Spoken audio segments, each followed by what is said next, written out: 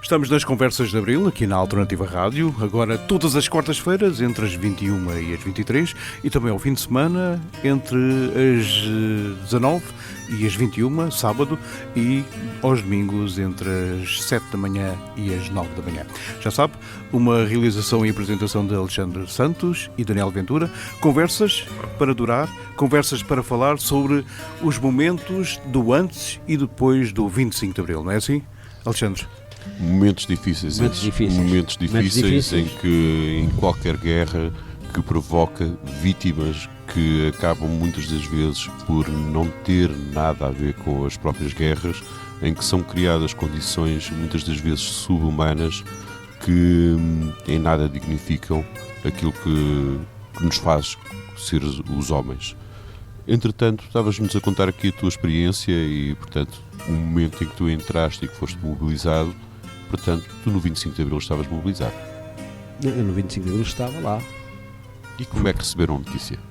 Isso foi impressionante. Mas acontece o seguinte. Portanto, a malta tinha lá uma praia, que era a prainha, mas que pouca gente se aventurava a tomar banho, porque havia tubarões. A gente via os tubarões ali a 10 metros, 15 metros, de vez em quando havia um que metia a cabeça de fora, e de vez em quando havia um caso ou outro de uma perna ou de um braço de alguém, e víamos lá na população cabo-verdiana que havia muitos acidentes com os peixes, com esses tubarões. E isto para dizer o quê? Isso era para o lado da messe de oficiais, onde eu ia levar os oficiais, a mesma estrada, e depois era só mais 1 quilómetro ou 2 mais à frente havia essa praia. Ora, eu agora falando nisto, eu já tinha alguns alertas e sabia que havia qualquer coisa que tinha que ser modificado devido ao meu avô e essa história toda, como eu contei há bocado. E o que acontece é que o que me abriu mais os olhos e o que me transformou mais na pessoa que sou foi rigorosamente esta situação de guerra, entre aspas, que vivia, porque não havia tiros, mas que nós saíamos e com muita frequência tínhamos rixas com cabo-verdianos que tinham os olhos mais abertos do que nós e que escreviam nas paredes por todo lado: Cabral, cá morre. E é claro, 18 anos deu para que eu falasse crioulo com eles, percebesse o que eles diziam. Eu só não percebia inicialmente: cá morre, não morre, mas o gajo morreu. Eu não percebia, inicialmente não percebia. Cabral, cá morre, escreviam por todas as paredes. Foi um grande revolucionário na África, portanto um dos grandes. Vamos buscar aqui o Patrício Lumumba, o Júlio Nyerere, o Agostinho Neto, sei lá, e o Amílcar Cabral, entre outros, não é? Sabes que o Amílcar Cabral foi um gigante, talvez o número 2, tirando aquele que foi confeccionado ou que foi o corpo foi dissolvido na água a ferver, que foi o Patrick Lumumba. Portanto, para não haver restos e não haver comemorações do Patrick Lumumba. Depois comecei a integrar melhor aquilo, mas havia muita animosidade e tivemos muitas rixas com os próprios cabo-verdianos.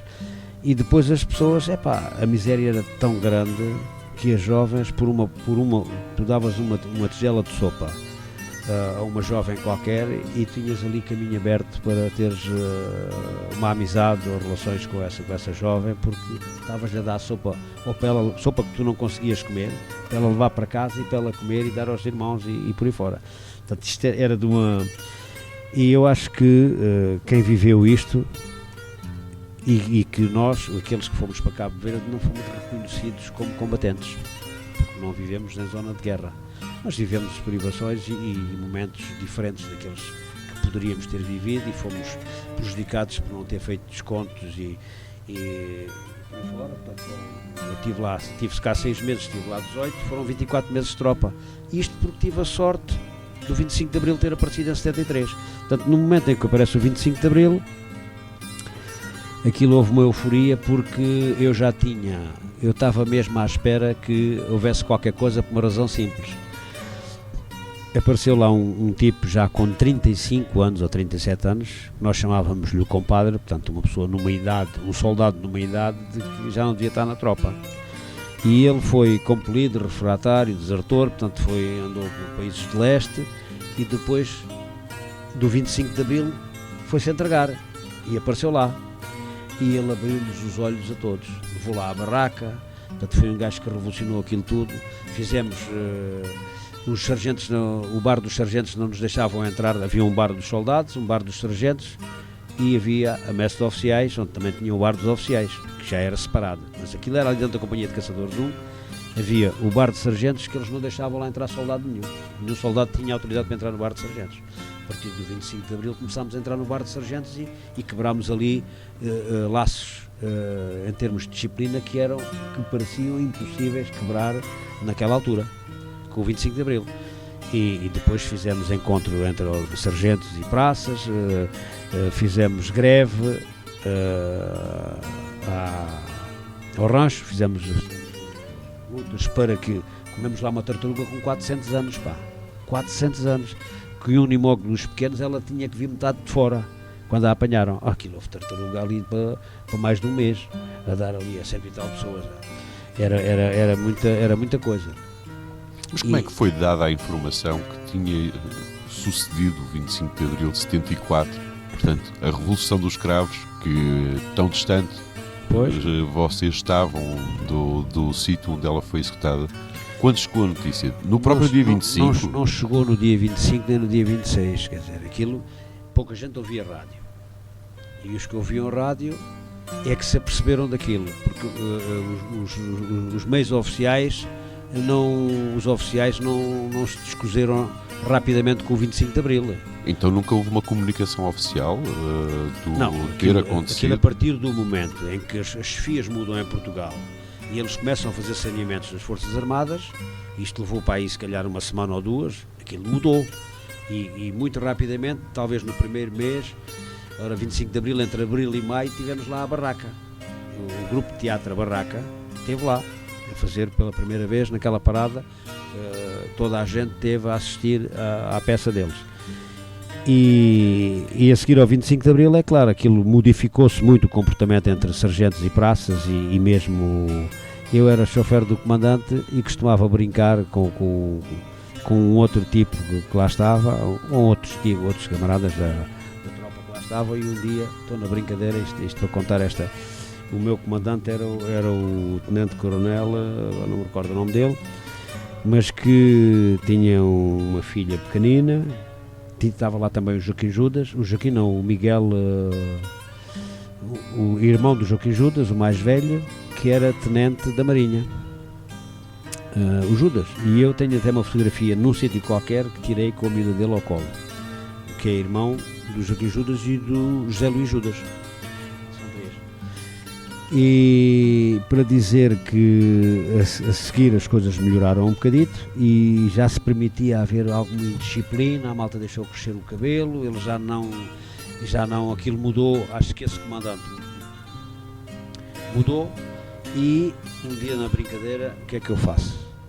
Estava à espera do comandante, meto os galões de tenente-coronel nas minhas divisas, a vistes, e digo ao outro, agora tu vais lá fora e entras, vamos representar aqui, eu sou o comandante, tu és o soldado. E o tipo vai lá para fora e quando está para bater à porta para dizer posso entrar, meu comandante, e fazer aquilo que tinha a fazer, qual não é o meu espanto que entrou o comandante em pele e osso. Em vez de ser ele, o comandante disse assim, mas que é isto? E eu com os galões dele, disse, meu comandante, estava aqui, foi uma brincadeira que tivemos a fazer, assim, o gajo ficou indignado comigo, mas ele gostava de mim. Aquilo passou, mas foi ali um momento complicado, passou porque já não estávamos em 24 de Abril, já estávamos no 25, já foi nessa fase. E portanto tive a sorte de que isso não me deu pancada nenhuma, não me deu, costumava-se dizer pancada como castigo, não é? Militar. E nesses momentos que tu passaste em África, alguma música que entretanto te faça ainda hoje fazer ecoar todas essas dificuldades que passaste, tudo aquilo que tu conseguiste viver lá?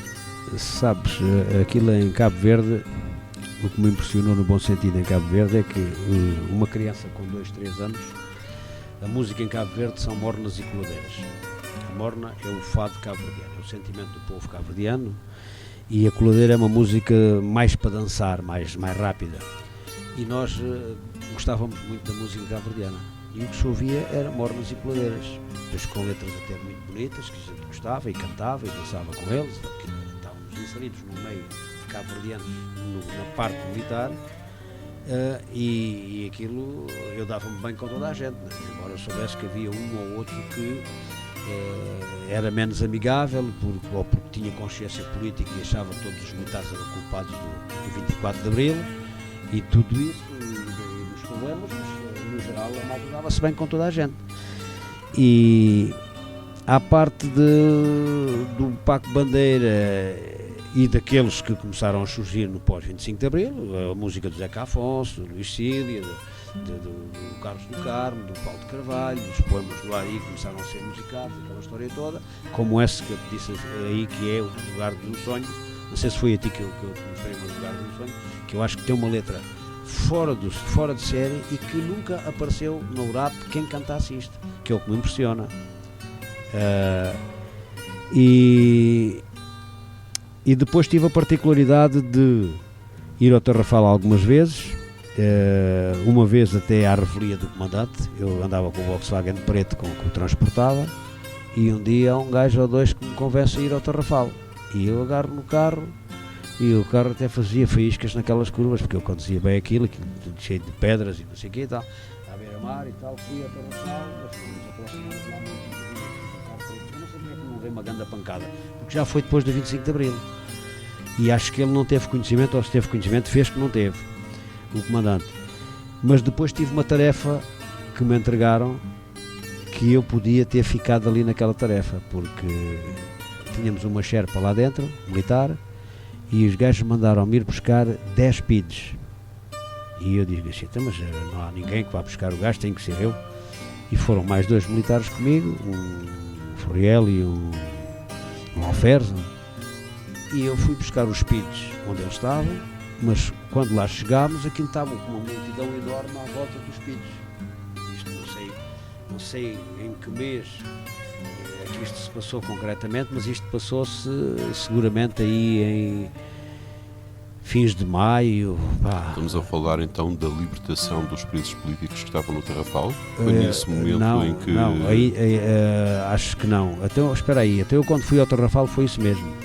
Já fui ao Tarrafal depois do 25 de Abril, os presos tinham sido libertados, e eu fui lá, que tinha as portas abertas, e fiz 45 fotografias. Fiz 32 que fazem parte hoje do património do PCP, entreguei-as ao PCP, de todos os comunistas que morreram no Tarrafal, 32, e depois tirei mais 13 às valas comuns, às valas de 3, 4 metros, que em princípio era suposto terem água e crocodilos ou animais ferozes para ser mais um guardião do presídio, né? Mas que não tinham, estavam secas. Não sei se alguma vez tiveram água, depois havia as goritas em cima, portanto, e fiz uma fotografia ou 2 ou 3 à frigideira, dentro e fora, onde a malta tinha assim este espaço, não tinha mais que este espaço com 45, 40 graus, com muita frequência, à sombra. Só ali, para elucidar os nossos ouvintes. 60, 70, 80. Só para elucidar os nossos ouvintes, o Sidónio estava-me aqui a fazer os gestos, mais ou menos com as medidas que teria. Estamos a falar de uma situação de espaços altamente confinados de 50 por 50 centímetros. Não, 60 talvez, 60% ou 70%. Sei que era muito estreito e que a pessoa não caía, nem dava para se chegar abaixo e se sentar. O tempo que lá tivesse tinha que estar em cima das pernas. Não se podia sequer meter de cócoras. E aquilo tinha umas tipo janelas, tipo janelas de uma gorita que são, ou de um castelo, que tu sabes que são cónicas para as flechas evitarem de entrar lá dentro. Aquilo tinha umas janelas para dar um bocadinho de ar, mas aquilo lá dentro aquecia como um forno. Inclusivamente acredito que se encostassem às próprias paredes, o calor do local, a própria secura que tem o próprio espaço e o sol intenso também não seria nada agradável. Pois, nada agradável, nada difícil de suportar, nada fácil de suportar. Aquilo só a vida de facto prende-se a muito pouco, mas por vezes quando se resiste prende-se a muito. A vida não é fácil. E então aquela gente, fiz 13 fotografias àquilo, que no total deu 45. A maior parte das campas já não tinham bandeiras, tinham bocados de trapo sem cor, porque o sol queimava as cores. Não havia nenhuma bandeira que eles permitiam que as bandeiras, que para eles era uma glória que tivessem sido comunistas que morressem lá assassinados de várias formas, que dava para pensar que não resistiram por qualquer motivo, ou à frigideira, ou aos castigos impostos, ou à qualidade do comer, ou à ausência da família. Havia muitos fatores que contribuíam para que isso acontecesse. E depois o Tarrafal tinha outra particularidade, não tinha vegetação nenhuma. E um dos castigos que infligiam aos presos era fazê-los transportar água salgada para um determinado sítio, e tanta água transportaram até que as árvores começaram a crescer, ou plantaram árvores, e com a própria água salgada cresciam, e aquilo funcionava como um castigo. E portanto as bandeiras não tinham cor nenhuma, o sol primeiro tirava-lhes a cor, e depois o vento tirava-lhe bocados de pano, aquilo estava tudo cheio de farrapos, umas já só tinham o varão, outras tinham, portanto é o que as fotografias transmitem. Depois disso houve aquele período em que fui indicado para ir buscar os PIDs, e caí num risco grave para mim, podia ter sido grave para mim. Quando vou buscar os PIDs, vi que conhecia alguns de vista, sem saber que eles eram PIDs, né? E eles vinham cá atrás, a Sherpa era fechada por fora, não tinha vidros, e quando saí de lá com os PIDs, a multidão não deixava passar o carro. A ordem que eles me deram é: não diminuis a velocidade de 30 a hora, faz sempre, independentemente deles saírem daí ou não saírem. Eu saí de onde os PIDs estavam, devo ter feito aí 1,5 km, até onde fui levar os PIDs para uma operação qualquer, que eu já não me recordo quando é que aquilo foi. Esse detalhe já não tenho comigo, mas se eu te disser que homens, mulheres e crianças e velhos saltavam à frente da carrinha, eu abria caminho entre a multidão a 30, 40 a hora, saltavam como se fossem peixes fora d'água. Bastava que matasse ali 2 ou 3 pessoas, ou 4 ou 5, que ficassem, que não saltassem, para que eles linchassem aquela gente toda, incluindo-me a mim. Eles tinham a consciência de que transportavas a polícia? Claro que tinham, então, que eles faziam, toda aquela gente se tinha revoltado e estava à sede da PID, com eles lá dentro, tudo cercado de gente, uma multidão, e no caminho que eu fiz até onde os fui levar, que estava tudo super reforçado com militares, foi fazê-los saltar do caminho, para abrir caminho. Ias levá-los? Então tirei-os do sítio onde eles estavam, depois levar para um lugar seguro para não os lincharem. Ok.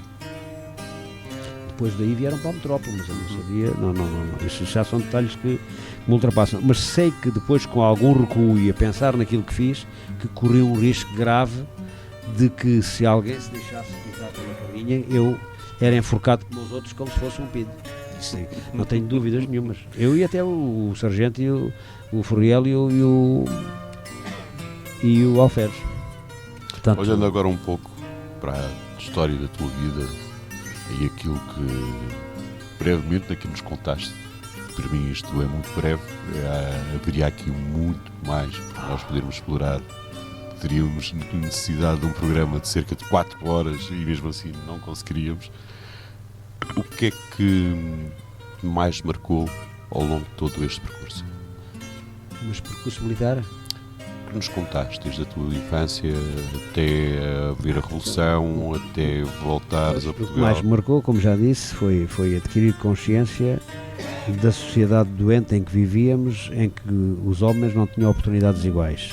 O facto do meu avô ter sido executado a frio e lentamente, como executaram muitos outros alentejanos e de outros lugares,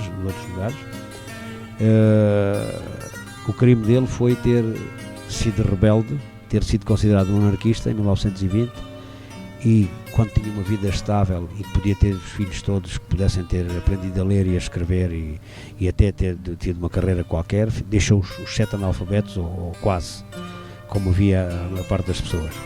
E depois o facto de ser o próprio Estado a proibir que alguém lhe desse trabalho. Portanto, foi condenado e executado lentamente até adquirir a tuberculose e morrer do castigo. De uma prisão Não. Embora que em liberdade. Uma prisão a céu aberto, como tens a comparação agora de Gaza e da Palestina. Uma privação total da dignidade e da possibilidade da pessoa poder desenvolver a sua vida, poder com isso também contribuir para com os seus próximos e com isso também contribuir para a sua melhoria da qualidade de vida, permitir-lhe conhecimento, permitir desenvolvimento. Foi uma prisão, tal como estás a dizer, uma prisão embora que não tivesse paredes invisíveis que impossibilitaram toda esta possibilidade.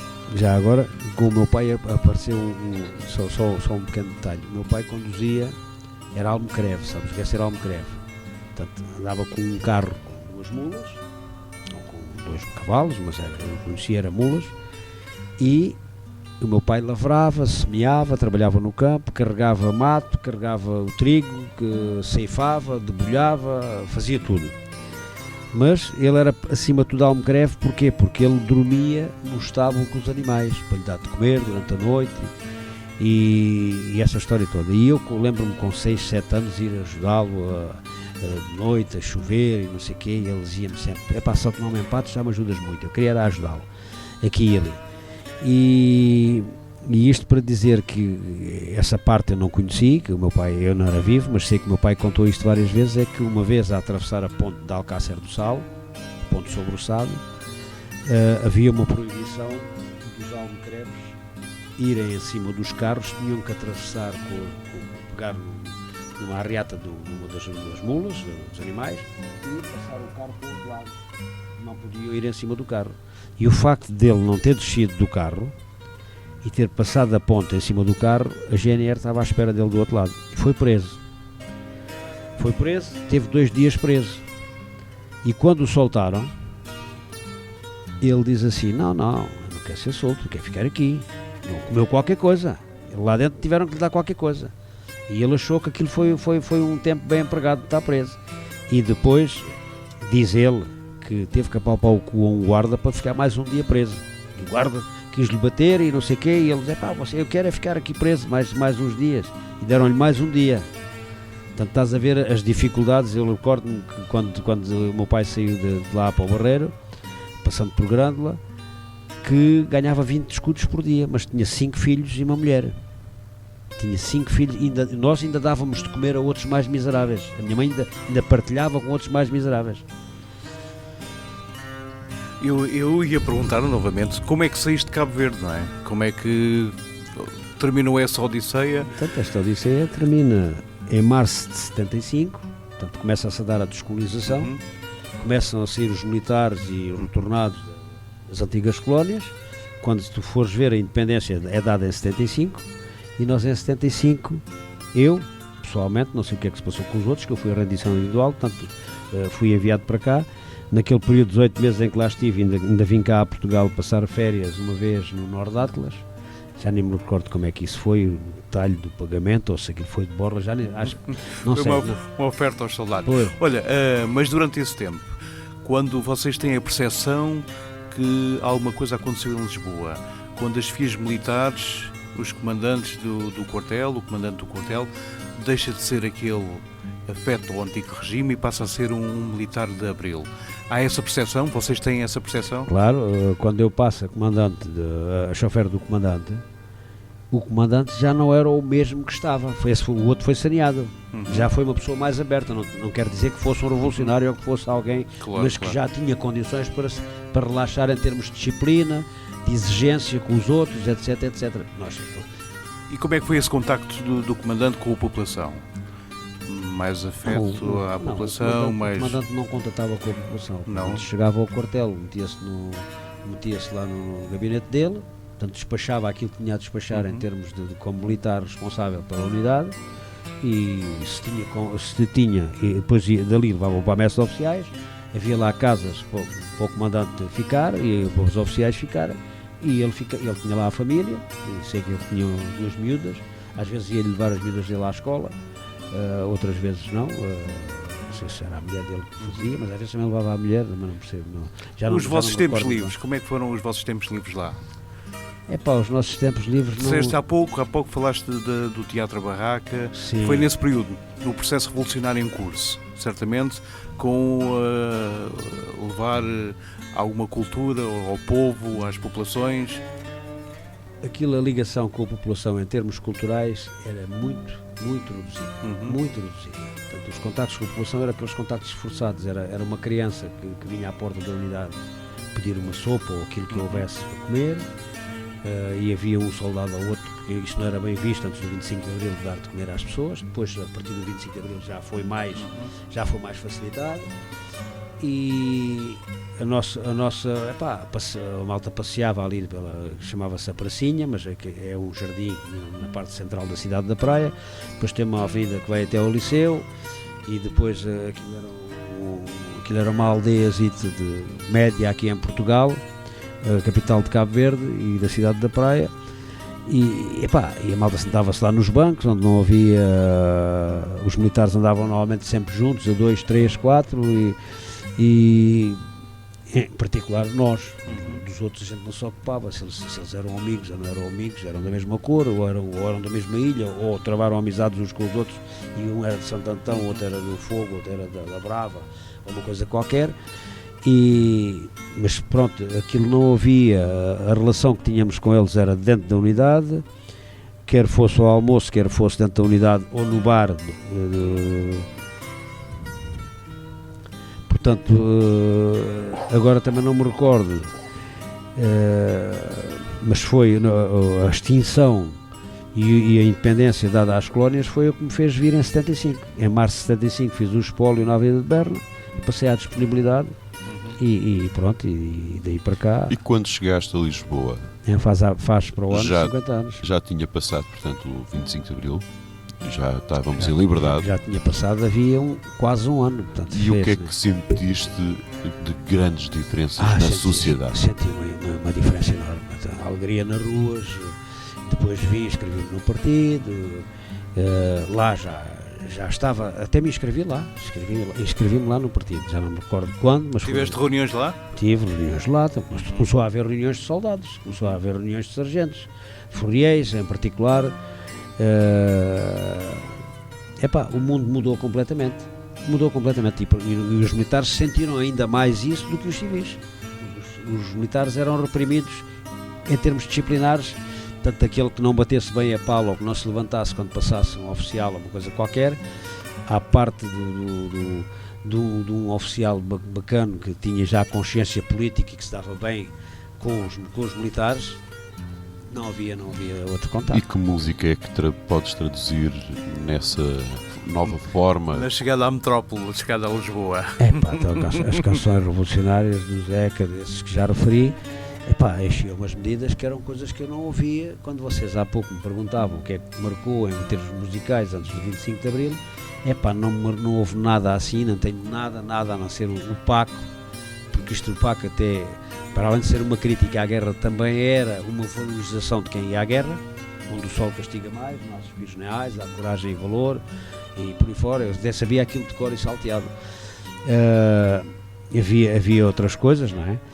Mas aquilo que se ouvia... Mas isso foi em 72, o Paco Bandeira em 72.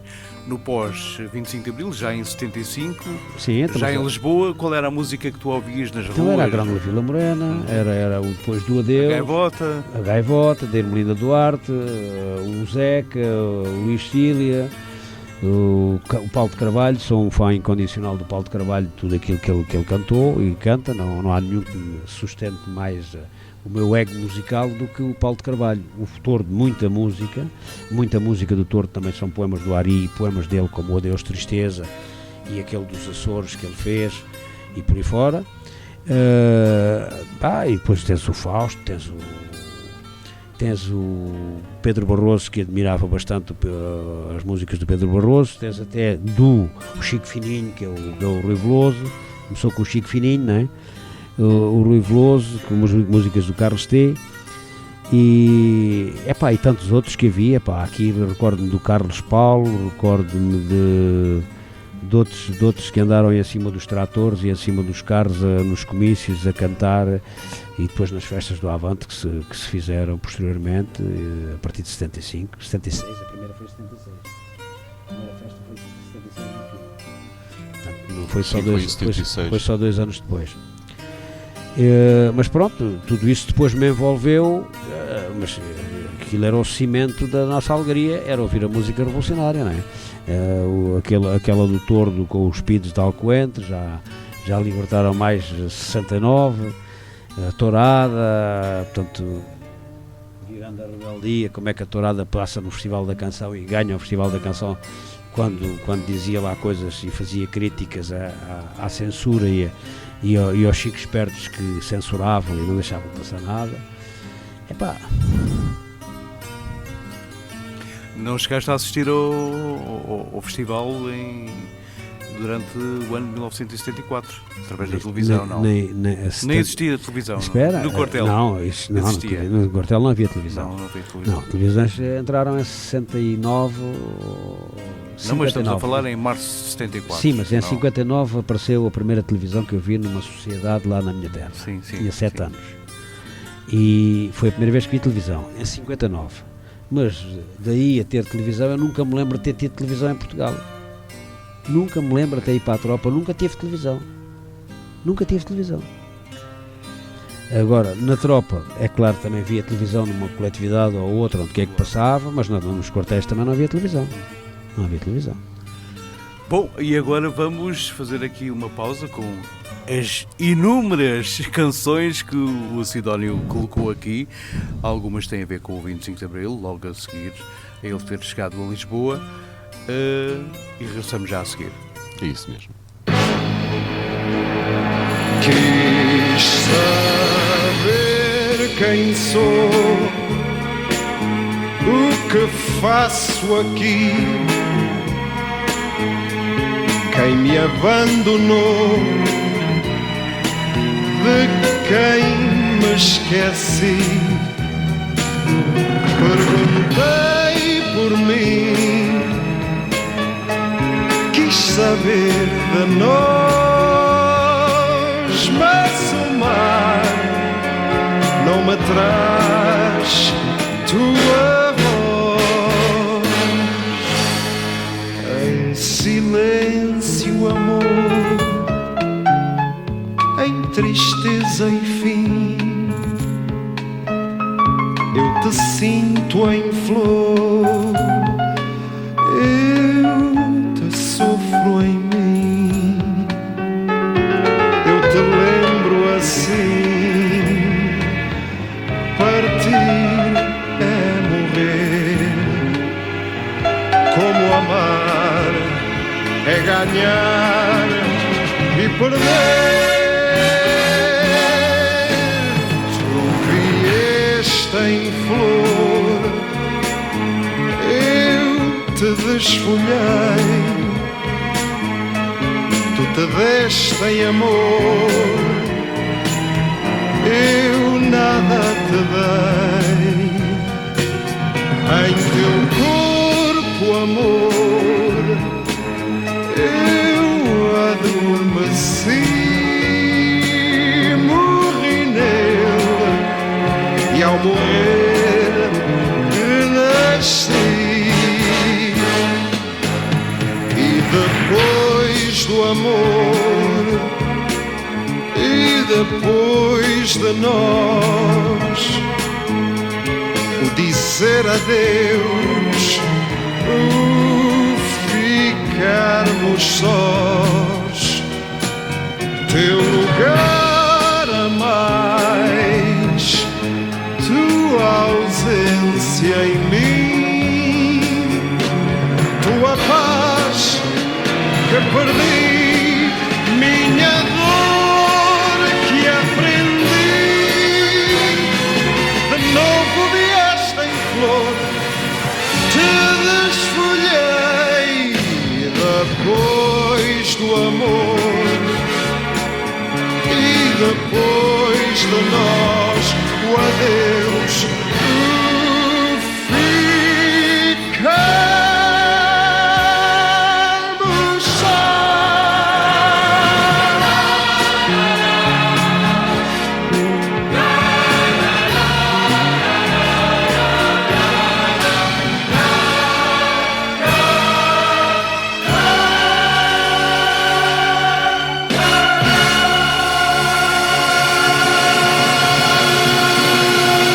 na parte final, esta longa conversa, uma conversa com o Sidónio Candeias, que nos dá o prazer de falar sobre os momentos e as memórias que ele viveu durante os seus 70 anos de vida.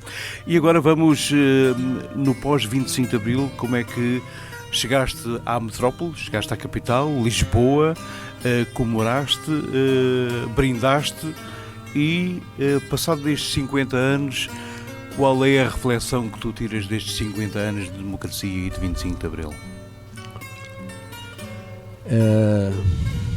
Há reflexões a fazer, há provavelmente alterações a introduzir, porque tivemos que nos adaptar a partir de... Eu não vou falar dos 17 meses da Revolução, dos governos provisórios, onde demos passos gigantescos e onde os operários agrícolas e industriais e pescadores e banhadores e por aí fora, marcaram pontos na sua vida, portanto adquiriram sindicatos, adquiriram direitos, fizeram de facto um progresso enorme. Foi uma revolução, não foi um golpe de Estado, é a conclusão que chegamos.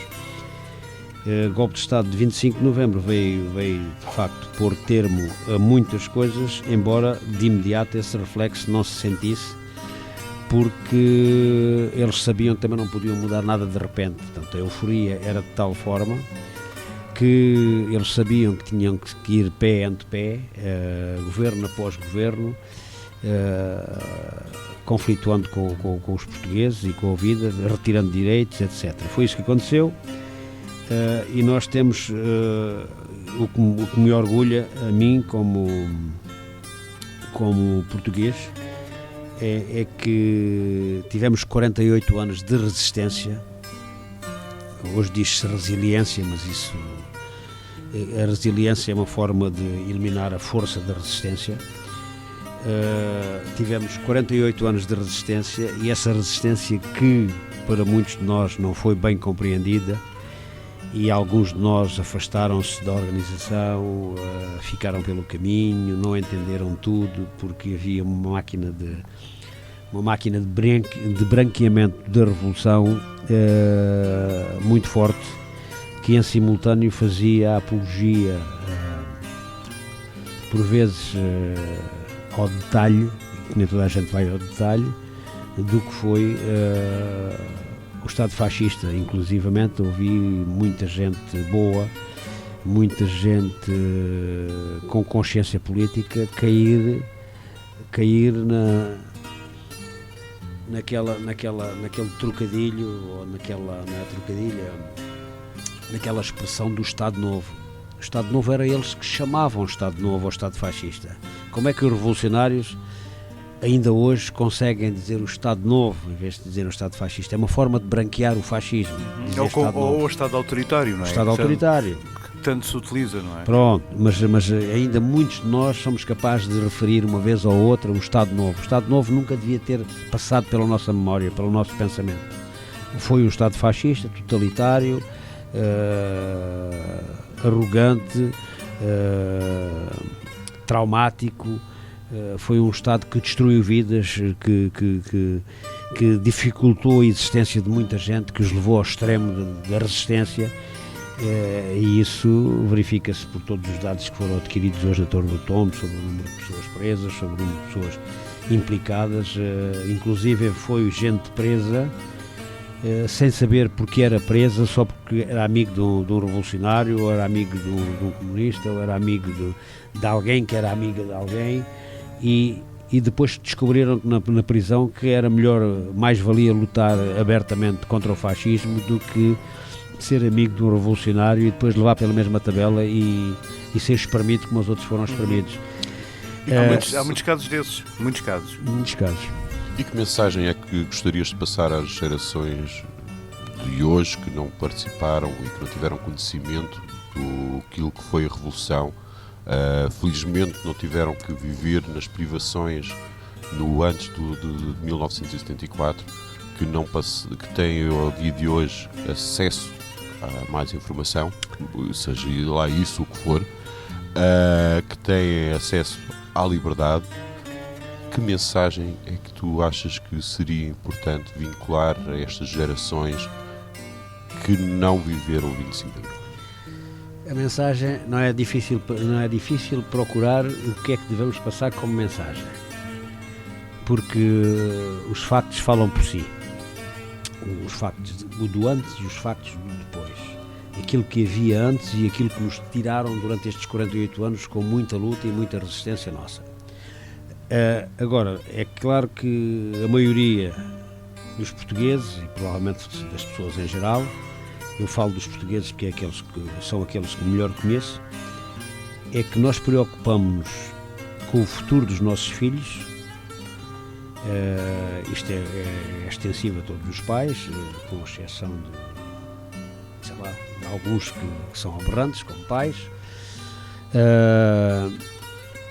mas não nos preocupamos em deixar filhos melhores para o futuro. E os portugueses jovens, os portugueses que nasceram depois de Abril, têm a particularidade de ter beneficiado do 25 de Abril sem saber que beneficiaram do 25 de Abril, porque esconderam sempre esse facto. O ter acesso ao ensino superior, o ter formação profissional, formação escolar ao mais alto nível, e depois emigrarem para o estrangeiro, quando o Estado até hoje tem pago sucessivamente a maioria dos cursos, embora haja uma propina aqui, embora haja um livro ali a comprar no ensino superior, aquilo não é de forma nenhuma o valor de um curso, que leva 5, 6 anos, ou 7 ou 8, segundo a especialidade, e que os prepara para a vida. E essas pessoas, pelo facto de serem arredadas do esclarecimento permanente e contínuo, de que beneficiaram de tudo aquilo que Abril trouxe, mas que depois os viraram contra Abril, dizendo que Abril até é culpado de não termos trabalho, de haver trabalho precário, quando não é nada disso que é verdade. A verdade é que os inimigos de Abril são muito mais do que nós imaginamos. Os inimigos não basta estar por Abril, é preciso lutar por Abril. Isso é a mesma coisa que dizermos, eu até nem sou racista, mas mais importante do que não ser racista é ser antirracista. Portanto, isto aplica-se também no plano político, quando as pessoas dizem, eu até sou comunista e tal. Quando a situação lhe é favorável dizer isto, dizer até sou comunista, mas entretanto não tem organização nenhuma, não está, pode estar afiliado e é um sócio. E depois ainda faz trabalhar outros para que ele possa continuar a ser sócio com uma cota irrisória e com... Ele quer é o cartão. Há de reparar que há pessoas que querem ter o cartão. E se o cartão se extraviar, que até pedem uma segunda via. Porque ser comunista é mostrar o cartão. Ser comunista não é mostrar o cartão. O cartão não faz falta a nenhum comunista. O ser comunista, ou ser revolucionário, ou ser inconformado com situações de injustiça. Portanto, ser comunista é muito, eu até vos posso ler aqui qualquer coisa que eu não sei se tenho aqui, mas que eu gostaria de dizer, mas eu vou responder à tua pergunta de forma... Isto vai um pouco ao encontro daquilo que eu costumo dizer, não é por termos um cravo na mão, sim, que acreditamos nos ideais do 25 de Abril. Exatamente.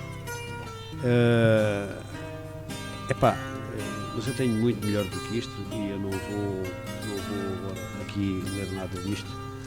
Mas o que eu tenho a dizer ainda, voltando à tua pergunta, precisamos de fazer, há aqui algumas características que nós talvez não tivéssemos preenchido convenientemente, e eu ando a insistir nisto. Escrevi ontem um texto que escrevi 2 textos, um sobre o 1º de Maio e outro sobre o 25 de Abril, e esses textos vão ser conhecidos amanhã numa reunião onde vão integrar um boletim informativo que se pretende que seja o número 1 nesta fase da freguesia. Portanto, são textos que vão ser distribuídos aos fregueses do Alto Seixalino, São André, Verderena, mas aquilo é um boletim informativo e esperamos contagiar a Verderena e contagiar Santo André, neste caso da ASAV, ou da FASAV. Que é, peço desculpa? A ASAV? O FASAV, União de Freguesias do Alto Seixalino, Santo André e Verderena. E isto para dizer o quê? Para dizer que a informação, para além de passar a ser escrita, passa a ser distribuída, e as pessoas têm a obrigação de estar mais atentas àquilo que se passa quando há alguém que tem capacidade para informar. E depois aquele que tem capacidade para absorver vai aparecer quando a pessoa lhe entrega. Pode ler, não perceber, pode ler, perceber, e passa a ser uma pessoa mais esclarecida do que era antes. É este o objetivo para a juventude e para os outros menos jovens que estão alienados pelo futebol e telenovelas, falando dos mais velhos. Deixar um mundo melhor para esta gente. É muito importante que os pais, eu estava a querer dizer há bocado e acabei por não dizer, não há pais que se preocupem, querem a felicidade dos filhos, mas não são capazes de perguntar, a maioria dos pais, aos filhos: o que é que tu queres fazer para ser feliz? Querem que ele seja engenheiro, arquiteto, doutor, isto e aquilo e tal, com uma formação ou em sociologia ou psicologia, nas mais variadas vertentes de formação, mas isso para defender os filhos, dando-lhe conhecimento. Mas poucos pais perguntam aos filhos: eu quero, ou dizem aos filhos: eu quero é que tu sejas feliz, independentemente do que quiseres fazer. E chamava-se esta preocupação uma preocupação completa. Eu não me interessa o que é que o meu filho quer fazer. Eu acho que ele deve estudar o mais possível, porque é através do conhecimento que nós podemos dialogar de forma mais competente com qualquer confronto de ideias, é através do conhecimento. Por isso quero que ele vá o mais longe possível nos estudos, mas se ele for infeliz a estudar, eu quero é que ele seja feliz. Na realidade, uma visão mais economicista do que propriamente de uma satisfação pessoal. Do poder essa pessoa também ser uma melhor pessoa na forma como pode ajudar a própria sociedade, como pode ajudar a construí-la, como pode ajudar a que a mesma seja desenvolvida. É isso, porque as pessoas, se forem felizes a fazer o que fazem, e só podem ser felizes se gostarem daquilo que fazem, as pessoas dão um rendimento muito superior àqueles que canalizaram-nos para ali e eles vão fazer aquilo. Portanto, provavelmente não lhe falta, a situação económica está garantida, com aquilo que eles estudaram, aprenderam, não sei o quê, mas eles não são felizes. Portanto, o que tu disseste aqui há pouco tem muito a ver com isto. O humanismo é fundamental na pessoa humana, porque hoje já chegamos ao paradoxo de ver animais e perceber animais que têm gestos uns com os outros no comportamento de situações, ou um cão que salva um gato, ou que salva outro cão, ou que, enfim, um cão que é amigo de um cavalo, ou um gato que é amigo de um cavalo ou de outro animal qualquer, que nós verificamos já mais humanismo em determinados animais do que propriamente naqueles que se dizem humanos, porque chegamos ao paradoxo de ter hoje uma juventude licenciada e formada de tal maneira que paralelamente são ignorantes politicamente. Hoje há mais ignorância política hoje do que havia em 74, 75, porque havia quem resistisse e quem tentasse abrir os olhos com todas as dificuldades e perigos que isso envolvia. E hoje existe uma grande equipa em termos governamentais e de sociedade, que o trabalho deles é fazer com que essas jovens não saibam na verdade o que é que se passou. E só assim se compreende que a votação do PCP seja uma votação muito aquém das nossas expectativas, porque nós lutamos todos os dias ao lado de quem precisa, que seja nos sindicatos, seja nas fábricas, seja no campo, seja na pesca, seja em que setor, nos setores mais variados da vida nós estamos lá, estamos no ensino, estamos em tudo, estamos ligados à vida, mas é uma ligação que não passa oficialmente. É uma ligação que não passa. E então o que é que acontece? Chega um tipo demagogo e populista e diz que faz e acontece, e os gajos chegam ali e descarregam o voto. Isto revela uma ignorância dentro do conhecimento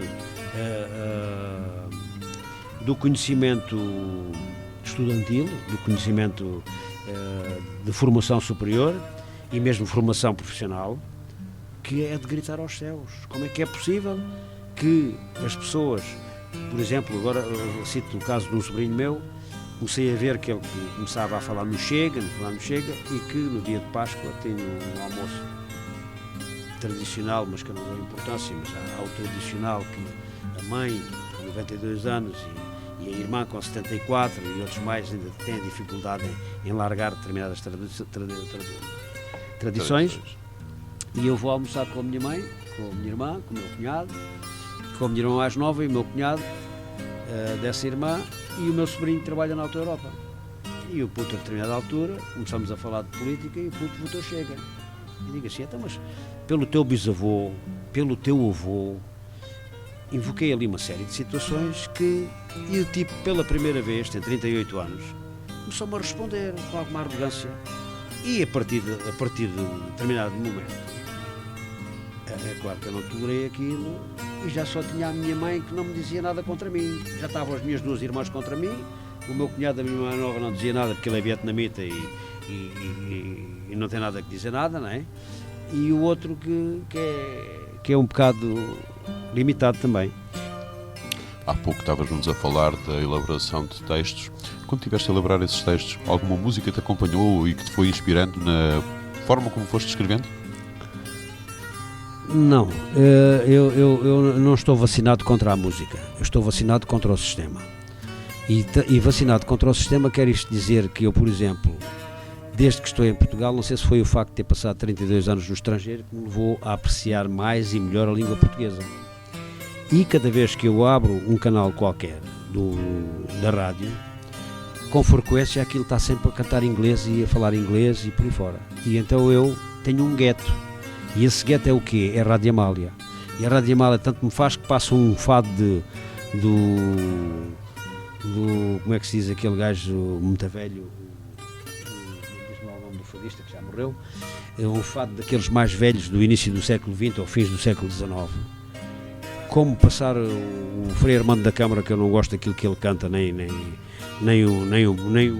uma palavra, eu prefiro ouvi-los do que ouvir inglês.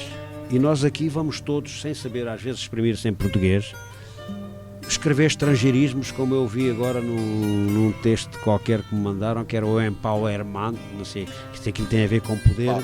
Empowerment. Pá, com cada uma. Empowerment, sei lá. Epá, eu percebi que ele tem a ver com potência, pá. Power é potência, não é? É o empoderamento. Empoderamento, o termo é esse, empoderamento. Pronto, mas eu até posso mostrar o texto, está aqui no mail qualquer que me mandaram.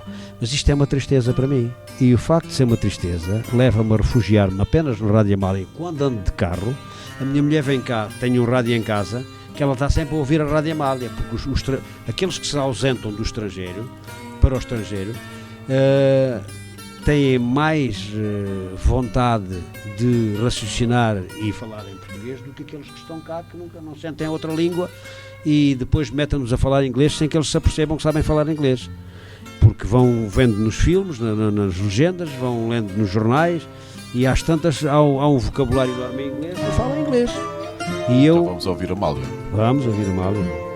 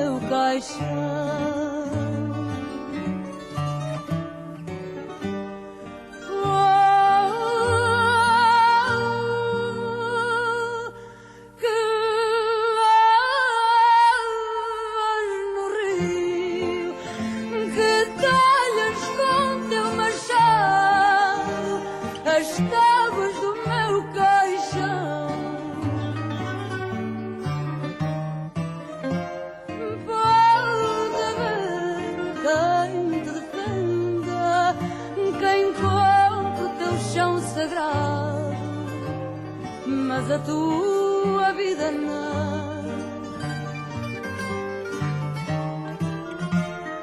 Pode haver quem te defenda, quem compre o teu chão sagrado, mas a tua vida não.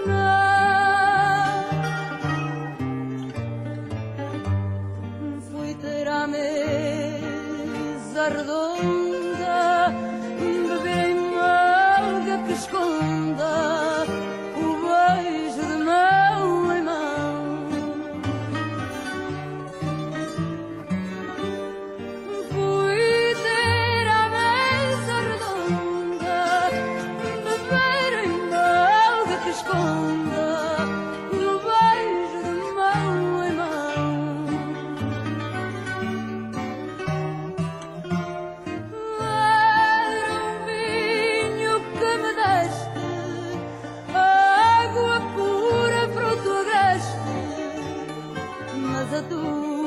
vida não.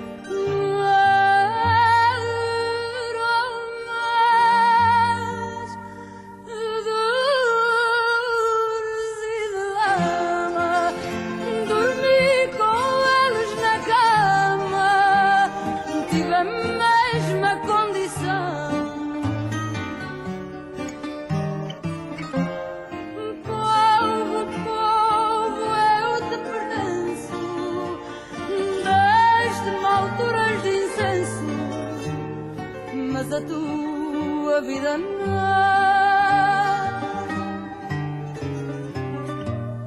Povo que lavas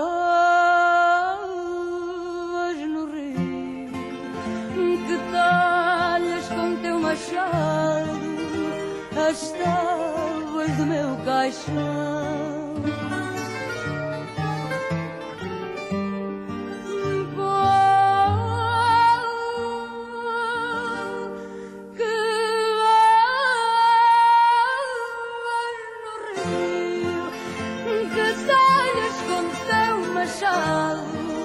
As tábuas do meu caixão. Pode haver quem te defenda, quem compre o teu chão sagrado, mas a tua vida não.